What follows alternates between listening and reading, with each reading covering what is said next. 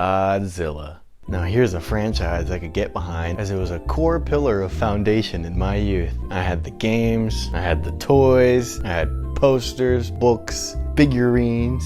They're not dolls, Mom, they're statues. But above all else, I had the movies, and I watched a ton of them. And with the hype of Godzilla x Kong coming out, I felt like now's a good time as ever to rank the Godzilla movies I have seen, or at least can memorize at the top of my head, because forgive me, there's like about 50 movies in the series now, so I don't think I've seen them all, and let alone I don't think I remember them all, as a good majority of these were seen when I was in Pampers. But I figured I'd make a rank list. I even have the fancy schmancy tier list behind me, while I'll be putting them up in their corrective placement, and I'll be chit-chatting along about why they're there and what I remember about the film, and maybe go off on some banter here and then. So here are Godzilla films that I remember ranked. Please don't mob me. Holy Jesus. What is that? What the fuck is that? Shin Godzilla. This one, funny enough, is the most recent Godzilla movie I've seen. I'm pretty late behind. It came out in 2016, and the only reason I gave this a shot was because after the success of Godzilla Minus One, I fangirled my way to work, and one of my coworkers let me know, hey, if you like Godzilla Minus One,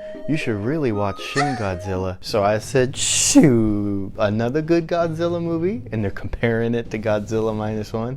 Sign me up. And upon the first 10 minutes of watching this one, I'm not gonna lie, I was a little worried, given that our Godzilla here was this multiple formed ongoing transformation thing. In the beginning of this film, he does start off as a larva or worm of sorts, and as the movie progresses, he gains new forms and thus transforms into the Godzilla that we all know and love. Coworker, if you're seeing this, I'm sorry, but Shin Godzilla did disappoint me. It's not a bad film whatsoever. I was just served this golden platter of a movie that now everything I taste afterwards is just mid compared to it. Although this movie did have a very emotional and awesome atomic breath scene, I'm not gonna lie. When that score was hitting and them lasers were flying, I truly felt that.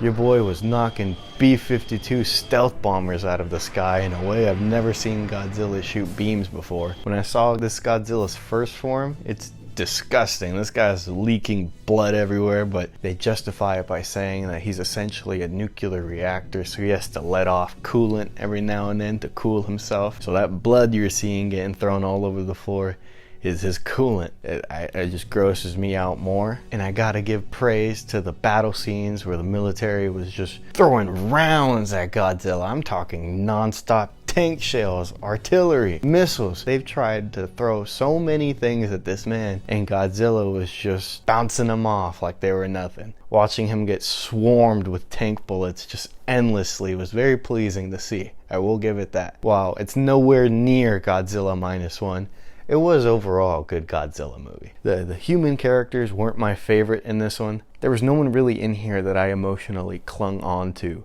Everyone was just kind of random, but the Godzilla parts were pretty fun to watch. Not gonna lie, I don't feel comfortable putting this one on A tier, but I would feel comfortable putting it on B, right over here. Maybe even a B plus if that makes you guys feel a little better. I wouldn't put it in A tier now. A story beyond your wildest dreams. Dynamic violence, savage action, spectacular thrills. Godzilla, King of the Monsters. Gotta give credit to the one that started it all, am I right? We have GOJIRA. This is where it all started, that iconic score, the legendary roar that we all know and love now, which by the way was made with a leather glove and a double bass. Who would have thought? And oddly enough, I loved this one way more than I enjoyed Shin Godzilla, mainly because it gave us actual main characters to care about. We actually have good human characters in this one, which is good because human characters is the name of the game in this one. Godzilla is teasing us, and for the first couple times he appears, he's just poking his head up over a hill, or he peeks his head up over water. It isn't until, I think it's about 50 minutes in, where this man finally shows up and starts messing shit up. I know this isn't the film's decision to make it like this. I'm pretty sure this is mostly due to the time, but the movie being filmed in black and white, and that film grain, just watching that at night felt really cool. It felt like I was being aesthetically pleased, if I can use that, if that's being used correctly. I have no idea what I just said. I really like how the townsfolk or the village folk gather and have meetings whether or not to keep the actions of Godzilla quiet or whether they want to publicize it. People want to keep it quiet because they don't want to ruin foreign relations and they don't want their economy to drop. And there's a side that wants to publicize it because it's the truth and they just want to spread awareness that there is in fact this giant lizard going around causing havoc. I really like that. Kind of keeps the movie in reality, you know? I mean, as much as a giant lizard movie can be kept in reality. And when they're planning to take this thing down, and they do end up ultimately destroying Godzilla, the practical effects used were really cool here. I know it's all miniatures, but man, does this really make me miss practical effects. The trains, the little tanks they use. Yeah, you can tell this is a man in a rubber suit, but for some reason I appreciate that more than a CGI Goliath just pummeling a building. It feels more authentic. Now this guy, we could put him up on A tier. I feel like he's well deserved up here on A tier.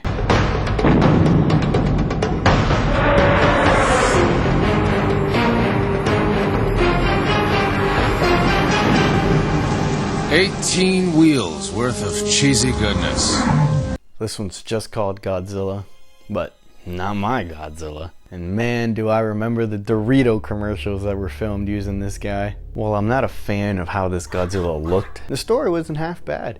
And the action scenes were pretty pleasing for a 4-year-old to watch at the current time. I remember there being a bunch of soldiers and tanks, and Godzilla turns this corner and now he's in front of all these soldiers and no one's firing.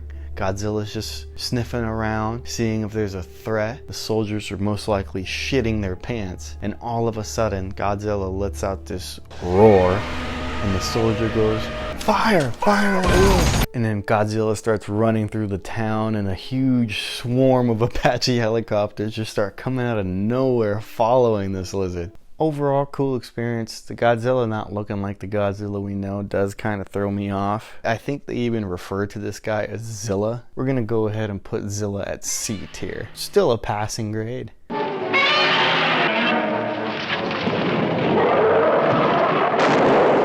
King Kong versus Godzilla. This baby came out in 1962. Now, out of all the movies we'll be talking about today, this one is probably the one I have seen the most by far, as it was on repeat from when I was in the ages of 4 through 7, probably annoying everybody in my household, but I did not care. Of course, I'd skip like 2/3 of this film, as the 2/3 that I remember not watching all the time were people talking, people planning. Little me didn't care about that. I needed to see two people in rubber suits duke it out. This was a legendary fight night in my eyes. I vividly remember King Kong being brought in by balloons. Yes, just regular balloons over to this island to fight Godzilla. Child me even knew that was hilarious. But dude, once that fighting starts, you have one of the most iconic fights in MonsterVerse history. This may be a little biased, but we could put King Kong vs. Godzilla right here at B. It was 1962, so I'll give them some slack on the boring human parts. For the film that it is, I mean, I feel like anyone would enjoy it, honestly, even if you're just laughing at it.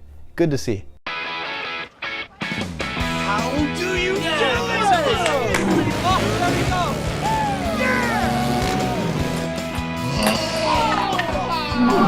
Godzilla's actually pretty cool. Godzilla 2014 to be exact. Oh my goodness, the fond memories that this brings back. I think it was a sophomore year. I was with about 6 to 7 of my pals and we all took a trip to go see this in theaters. Damn near took up a whole row, and we were just so hyped to see a big old lizard on the big screen for the first time. This was the first time I was seeing a Godzilla film in theaters. It was always on pay-per-view or on TV or something on the side. It was never a main course, a main event like it was that day. So I am a little biased with this one. The fact that I was with about 6 to 7 of my pals, you can imagine how a bunch of 14, 15-year-old people in high school would be in a movie theater. It felt like we were watching a Super Bowl event. Prior to this movie releasing, it's been like 10 years since a Godzilla movie was dropped. Needless to say, people were hyped. I'm sure the box office numbers for this movie aren't lying. And above all else, we got Bryan Cranston. I know we had Aaron Taylor Johnson, but we literally had Heisenberg in a Godzilla film.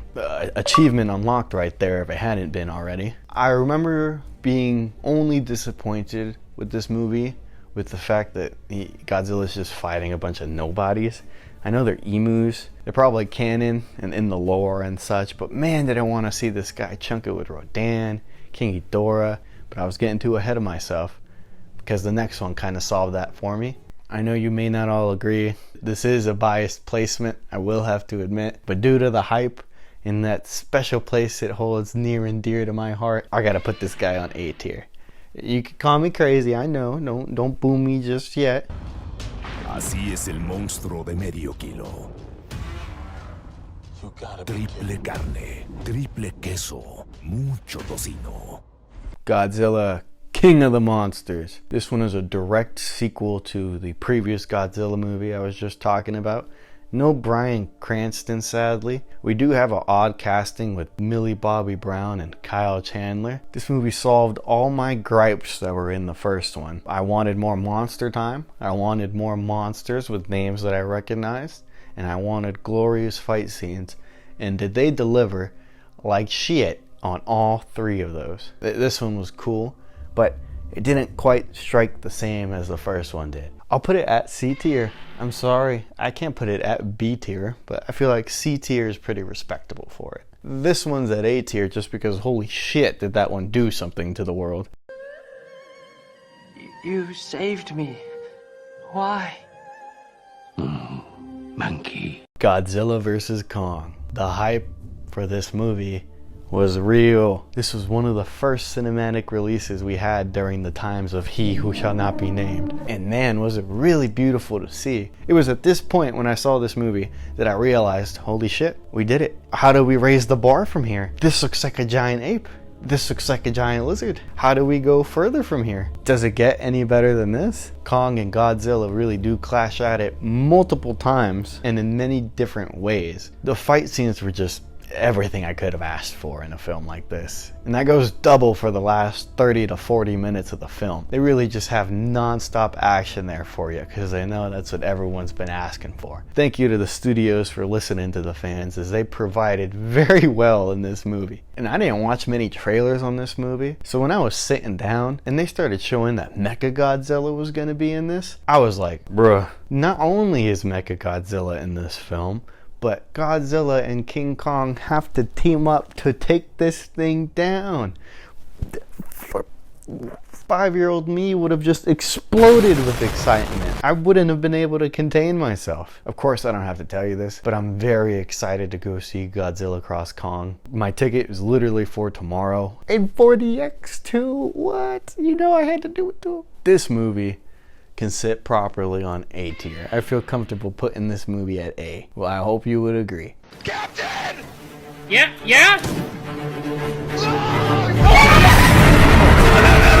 Godzilla -1. S tier. Moving along. No, but seriously. This is the only film where I could place it on S tier, and I don't even have to give you an explanation, because you're probably just gonna agree and be like, yeah, that's worthy of it. Man, is this movie good. It even won an Oscar for Best Visual Effects. For the first time ever in 70 years, Godzilla won an Oscar. That alone should tell you how impactful and good this movie must have been. And it deserves that Oscar too. It's not just pampering and giving little Godzilla a participation award. That man earned that Oscar. That alone should speak to the film way more than I can. Doubling it down on S tier as it's worthy.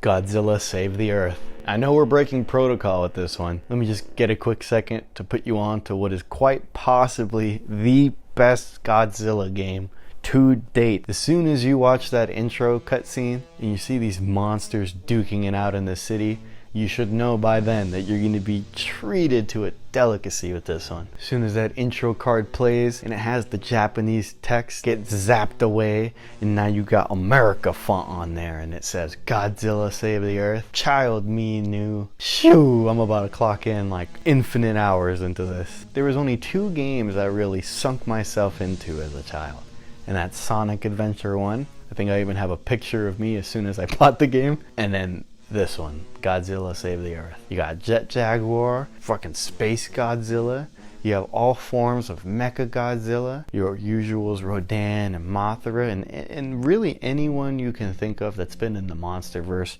is in this movie. Everyone has their own special moves and combo sets, so the monsters are fighting like how they would on the big screen. In the beginning of the fights, everyone's introduced like a WWE wrestler. Everyone even has their own rage move. Push the buttons or the triggers and they just do this super attack, and it was just so cool to do that in a Godzilla game. Come to think of it, this was kind of like a SmackDown versus Raw game, but you're just monster characters, and the wrestling ring you're fighting in is a city, unfortunately. It had plenty of characters, plenty of moves, plenty of maps.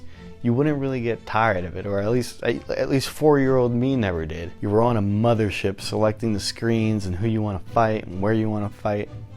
It's just all engraved in my head. The nostalgia goggles are truly on for this one. Apologies for wasting your time on this one. I just won't ever have an opportunity to talk about this game ever again like this. To be fair with you, I'll put this on F tier. F for fuck, this is a good time I'm having. Go play this game. Are you kidding me? That's all I got.